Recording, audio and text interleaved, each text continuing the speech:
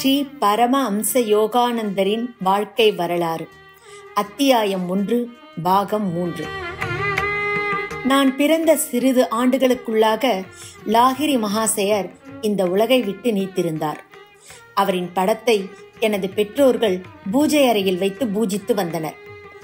நான் வளர வளர லாகிரி மகாசயரை பற்றிய எண்ணமும் என்னுள் வளர்ந்து கொண்டே இருந்தது. நான் தியானத்தில் இருக்கும் பொழுது லாகிரி மகாசயர் என் கண்முன்னால் வந்து அமர்வதை கண்டிருக்கிறேன். கொஞ்சம் கொஞ்சமாக என் மனது முழுவதும் லாகிரி வியாபித்திருந்தார். எனக்கு சோதனையோ குழப்பமோ ஏற்பட்ட நேரங்களிலெல்லாம் நான் அடிக்கடி அவரிடம் பிரார்த்தனை செய்வேன். அப்போதெல்லாம் எனக்குள் அவர் காட்டிய ஆறுதலான வழிமுறையை கண்டு கொண்டேன். எனக்கு 8 வயது இருக்கும் பொழுது காலரா நோயினால் தாக்கப்பட்டேன். உயிருக்கே ஆபத்தான நிலையில் இருந்தேன். மருத்துவர்கள் அனைவரும் கைவிடப்பட்ட நிலையில் எனது அருகில் அமர்ந்திருந்த தாய் சுவரில் மாட்டப்பட்டிருந்த லாகிரி மகாசயரின் படத்தை பார்க்கும்படியும் அவரிடம் வேண்டிக் கொள்ளும்படியும் என்னை கூறினார். ஆனால் என்னால் அவரை கை தூக்கி கூட கும்பிட முடியவில்லை. அந்த அளவிற்கு சக்தியற்றவனாயிருந்தேன். அச்சமயம் லாகிரி மகாசயரின் புகைப்படத்தை நான் உற்று நோக்கிய சமயம் கண்களை கூச வைக்கும் ஓர் ஒளி என்னையும் அந்த அறை முழுவதையும் சூழ்ந்ததை கண்டேன். உடனடியாக என்னுடைய குமட்டலும் கட்டுக்கடங்காத வேதனையான மற்ற சில அறிகுறிகளும் மறைந்தன. சில நாட்களில் நான் முழுவதுமாக குணமடைந்தேன். இதில் ஆச்சரியம் என்னவென்றால் அப்பேரொளியை நான் மட்டுமன்று என் அன்னையும் கண்டிருக்கிறார் என்பதுதான். எங்களிடம் இருந்த அந்த புகைப்படத்தை லாகிரி மகாசயர் தனது கையாலேயே என் தந்தைக்கு கொடுத்ததாகையால் அது ஒரு புனித அதிர்வலையை பெற்றிருந்தது.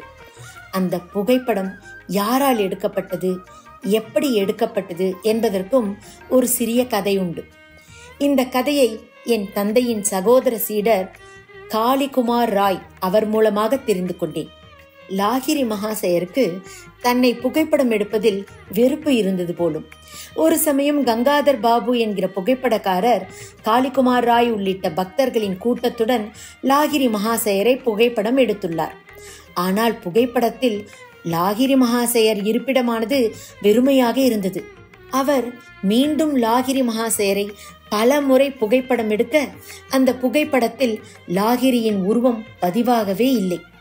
இறுதியில் கங்காதர் பாபு லாகிரியிடம் பணிந்து, மகானே, உங்களின் படம் ஒன்று வேண்டும், அதற்காக உங்களை புகைப்படம் எடுக்க விரும்புகிறேன் என்று பணிந்து கேட்கவும், சரி, நாளை காலை வா, நான் என்னை படம் பிடிப்பதற்கு உனக்கு வாய்ப்பு தருகிறேன் என்று கூறினார்.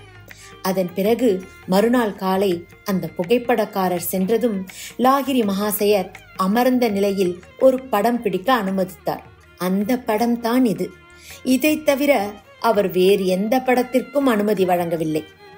ஒரு நாள் நான் தியானித்துக் கொண்டிருக்கையில் மூடிய கண்களின் இருளுக்கு பின் என்ன இருக்கிறது என்று ஆராய்ந்த சமயம் என் நெற்றியினுள்ளே ஒளிர்ந்த ஒரு பெருந்திரையில் மலை குகைகளில் தியான கோலத்தில் இருக்கும் தெய்வ தவமுனிவர்களின் உருவங்கள் தெரிந்தது. அவர்களிடம் நீங்கள் யார் என்று கேட்டேன். நாங்கள் இமாலயத்தில் உள்ள யோகிகள் என்று கூறினர். என் மனம் மகிழ்ச்சியில் துள்ளியது. ஆஹா, நானும் இமாலயத்துக்கு வந்து உங்களை போன்று யோகிகள் ஆவதற்கு ஏங்குகிறேன் என்று கூறினேன். ஆனால் புறக்கண்ணில் அத்தோற்றம் உடனே மறைந்தது.